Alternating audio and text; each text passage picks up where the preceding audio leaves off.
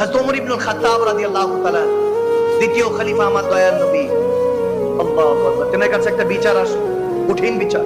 মাঝে মাঝে বিচার সালিশ বসে না, এলাকার মধ্যে বসে কিনা? ওই জামানাও বসতো, তবে ওই জামানায় হক ছিল, এই জামানায় হক, ওই জামানায় বিচার ছিল, এই জামানায় বিচার। দেখেন কেমন বিচার ছিল। কালকে থেকে এটা বলতে পারবেন সবাইকে, হাদিসটা শুনে নিয়ে যান। তো ওমর রাদিয়াল্লাহু তাআলার কাছে, ওমর ইবনুল খাত্তাবের কাছে বিচার আসলো। দুই যুবক এক যুবককে ধরে নিয়ে আসছে, হুজুর ইয়া আমিরুল মুমিনিন, বিচার চাই, সে আমার বাবার হত্যাকারী, আমার বাবাকে হত্যা করেছে। ওমর ইবনুল খাত্তাব তার দিকে তাকালো, কথা কি সত্য? সে বলতেছে আমিরুল মুমিনিন, যে কথা সত্য, আমি তার বাবাকে হত্যা করেছি। তবে যেটা আইন, খুন কা বদলা খুন, হত্যার বদলে হত্যা, হত্যার বদলে ফাঁসি কার্যকর করতে হবে। কিছু করার নাই, তোমার ফাঁসি হবে। তোমার আখেরি কোনো ইচ্ছা আছে? সে বলতেছে ইয়া আমিরুল মুমিনিন, আমার কিছু ঋণ আছে, কিছু আমানত আছে, এগুলো যদি একটু বন্ধন করে দিয়ে আসতাম, আমাকে কয়েকটা দিন যদি একটু সুযোগ দিতে। কিভাবে সম্ভব? তুমি এখন চলে গেলে তোমাকে কেউ চিনে? সুযোগ যে দিব তোমাকে, কিভাবে সম্ভব? এটা তো সম্ভব না। এখন যে যারা বিচার, ওই দুই ছেলে যে বিচার নিয়ে আসছে, যাকে ধরে নিয়ে আসছে, দুটোটাই মুসলমান, সবাই মুসলমান। যার ফাঁসি কার্যকর হয়েছে সেও মুসলমান। শেষ ইচ্ছা পূরণের কোনো অবকাশ নেই। সাহাবারা সব বসে আছে, এরকম নিস্তব্ধ মহল। কি হবে আজকে? হঠাৎ করে এক সাহাবা হাত তুললেন, আবু যর গিফারি, আমি জিম্মেদারি নিচ্ছি। ভালো মতো শুনে হাত তুলে বলতেছে আমি। এখন সব সাহাবারা অবাক, ভাইয়া চিনে না জানে না আন্দাজি কোন এলাকার, আজকে চলে গেলে এখন হয়তো ওমরের আইন তো কঠিন আইন, ঠিক কিনা? ওমর তো কাউকে তোয়াজ করে না, ফাঁসি তো হয়ে যাবে। এখন হযরত আবু যর গিফারি রাদিয়াল্লাহু তাআলা, মুহাক্কিক সাহাবা, জলিল কদর সাহাবা, এত বড় বুজুর্গ সাহাবার ফাঁসি হয়ে যাবে অমানবিক ভাবে, কেউ মেনে নিতে পারছে না। এখন আবু যর গিফারি যখন এরকম হলো, দস্তখত হলো, সিগনেচার হলো, ঠিক আছে, সময় দেওয়া হলো, যুবক চলে গেল। আগামী শুক্রবার বাদে জুমা ফাঁসি কার্যকর হবে। থমথমে পরিবেশ, মদিনার অলিগলি থমথম। সেই দিন চলে আসলো, জুমার নামাজ। তোমর চিঠি লিখলেন আবু যর গিফারির কাছে, ভাই আমার আসসালামু আলাইকুম, কিছু করার নেই, মনে আছে তো আজকের দিনের কথা? চিঠির উত্তর আসলো, ভাই মনে আছে। আপনি আপনার কথায় দায়েম ও কায়েম থাকেন, আমি আমার কথায় দায়েম ও কায়েম আছি।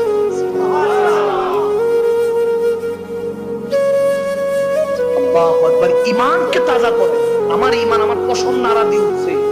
কি ঈমান ছিল সেই জামানায়, কি হাকিকত ছিল, কি বিচার ছিল। শুক্রবার আসলো, জুমার দিন আসলো, সব থমথমে। ফাঁসি যে জল্লাদ, সেও কতজনে ফাঁসি দিয়েছে, কিন্তু আজকে তার পাও কাঁপছে, চোখের পানি টলমল করছে। জল্লাদের কোনোদিন কান্না আসে না, কিন্তু জল্লাদ কান্না করছে।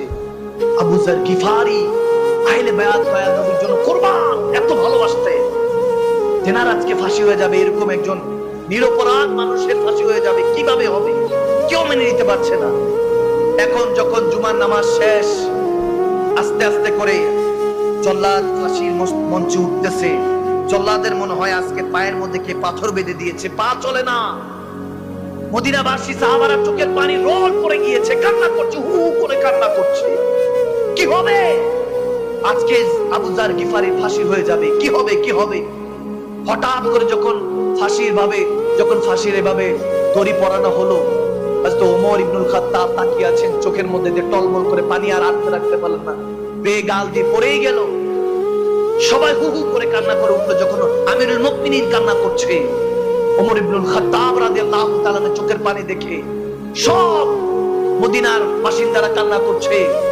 একজন হঠাৎ করে চিৎকার দিয়ে উঠলো, হুজুর ইয়া আমিরুল মুমিনিন, ওই যে আরবের বাড়ি দেখা যাচ্ছে, কে জানি আসতেছে, একটু ওয়েট করুন, একটু থামাই, একদম ফাঁসি হয়ে যাবে। ওই মুহূর্তে যখন থামানো হলো, দৌড়াতে দৌড়াতে দেখে ওই যুবক আসতেছে। সুবহানাল্লাহ, আরো জোরে বলেন না। যখন যুবক আসলো, এখন আবার সবাই অবাক, বলে কি ব্যাপার, ফাঁসি? মৃত্যু জেনেও সে আবার মৃত্যুকে আলিঙ্গন করার জন্য এসে পড়লো। সে এসে ক্ষমা চাচ্ছে, ইয়া আমিরুল মুমিনিন, একটু ক্ষমা করে দিবেন, ঘোরাচ্ছিলাম, ঘোড়ার পা একটু সমস্যা হয়ে গিয়েছে, ঘোড়াটার পা সমস্যা হয়ে গিয়েছে, এজন্য আসতে একটু লেট হয়ে গিয়েছে, আমি আমার ঋণ আমানত আমার নতুন বিবি সাহেবা, নতুন দুলহান ছিল নববধূ, তাকে মা বাবা সবাই কাছ থেকে, বোন ভাই থেকে বিদায় নিয়ে এসেছে, সবাইকে বিদায় দিয়ে এসেছি। হুজুর ক্ষমা করবেন, আমার দেরি হয়ে গিয়েছে, আজকে আমাকে ফাঁসি দিয়ে দেন। হযরত ওমর ইবনুল খাত্তাব প্রশ্ন করে বসলেন, এই বাবা, তুমি তো জানতেই তোমার ফাঁসি হয়ে যাবে, মৃত্যু হয়ে যাবে, তারপর কেন ফিরে আসলে? তখন সে বলতেছে, হুজুর মাফ করবেন, কিয়ামতের আগ পর্যন্ত যাতে এই কথা না বলে, একজন মুসলমান ওয়াদা করেছিল কিন্তু খেলাফ করেছে, আরেক মুসলমানকে বিপদে ফেলে দিয়েছে, এটা যাতে কিয়ামত পর্যন্ত কেউ না বলতে পারে, জন্য ফিরে এসেছি। তখন আবু যার গিফারের দিকে তাকিয়ে বলতেছে, ভাই আমার, আপনি কেন ফাঁসির ঝুলিতে চড়ার জন্য জিম্মেদারি নিয়েছেন? বলে, কিয়ামত পর্যন্ত যাতে এই কথা না হয় যে একজন মুসলমান বিপদে পড়েছিল, একটা জিম্মেদার চাচ্ছিল, কেউ দাঁড়ায় নাই, যাতে কোনো মুসলমান পাশে ছিল না, এটা যাতে কেউ না বলে, এই জন্য আমি আবু যার গিফারি তার সুরক্ষার জন্য জিম্মেদার হয়ে গেলাম। এরপরে এই কথা শুনে ওই দুই ছেলে যার বাবাকে হত্যা করা হয়েছিল, এখন কি কারণে হত্যা করা হয়েছিল? এক উটের কারণে। ওই যুবক উট বেঁধে ঘুমাচ্ছিল, উটটা আরেক খেতে ঢুকে খেত খেয়ে ফেলছে, ওই লোক, বৃদ্ধ লোক রাগ করে উটের গায়ের মধ্যে পাথর মেরেছে, মারা গিয়েছে। পরে ওই এক কথায় দুই কথায় ওই যুবক তার বাবার সাথে, ওই যুবকদের দুই ছেলের বাবার সাথে কথা তর্কের কারণে এই মামলা হয়েছিল, যে ইচ্ছাকৃত না অনিচ্ছাকৃত ভাবে রাগ উঠে গিয়েছে, রাগ কন্ট্রোল করতে পারে নাই, পাথর মারছে, মারা গিয়েছে, মানে ইনস্ট্যান্ট ডেথ, মারা গিয়েছিল। ওই দুই ছেলে এসে বলতেছে, হুজুর, আমার যে বাবার হত্যার বিচার চেয়েছি, আমরা বিচার চাই না, আমরা ক্ষমা করে দিতে চাই। সুবহানাল্লাহ। বলে, আমরাও ক্ষমা করে দিচ্ছি এই যুবককে। আর ওমর ইবনুল খাত্তাব প্রশ্ন করে উঠলো, তোমরা কেন ক্ষমা করে দিতে চাও?